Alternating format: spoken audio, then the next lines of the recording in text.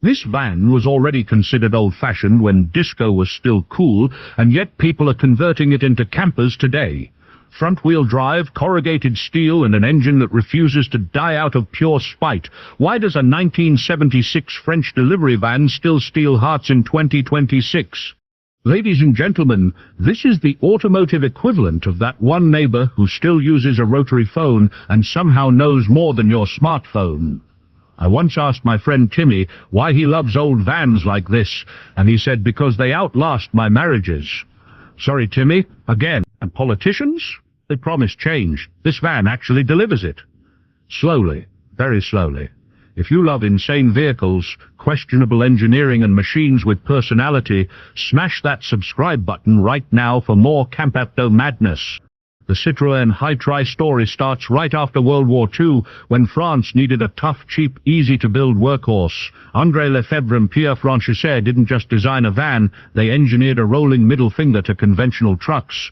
Front-wheel drive, unibody construction, independent torsion bar suspension. I believe Citroën engineers looked at normal vans and said none. By 1947, the Type H was born, and by the time this 1976 example rolled out, Citroën had built roughly 47,000 of them across France and the Netherlands.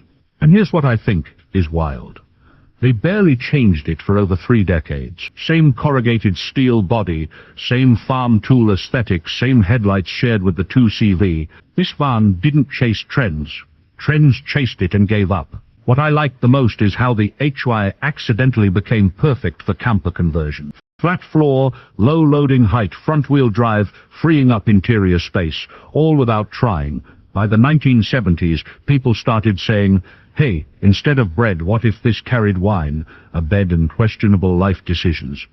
This specific 1976 Citroën HY camper began life as a working van, later imported from the Netherlands to the United States in 2018. Somewhere along the way, someone decided it should become a rolling living room. And not a minimalist one.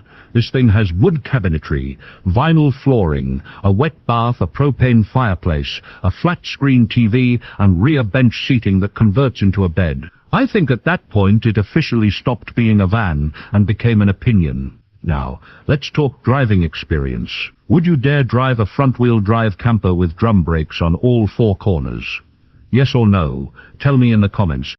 Power comes from a 1,628 cubic centimeter inline-4 gasoline engine breathing through a single Solex carburetor, sending power to the front wheels through a 3-speed manual transaxle. No horsepower bragging here. This is about torque vibes and patience. Suspension is independent torsion bar front and rear, braking is hydraulic drums, and it rolls on 16-inch steel wheels wrapped in 18.575 tires. Dimension-wise, it measures about 16 feet long, 8 feet tall, and just over 6 feet wide, which explains why it feels like a Paris apartment on wheels. The odometer shows about 83,000 kilometers, roughly 52,000 miles, and yes, corrosion underneath is present because this is a Citroën HY and realism matters.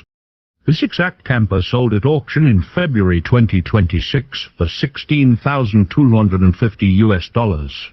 For that price, the new owner gets charm, history, endless conversations at gas stations, and the joy of sourcing parts that may or may not still exist. So if you enjoyed this stubborn, slow, wonderfully impractical camper, consider becoming a sponsor for just $1. $1 won't fix a Citroën HY, but it will keep this channel alive. Timmy says he'll stop exaggerating his fishing stories if you do. No promises, Timmy.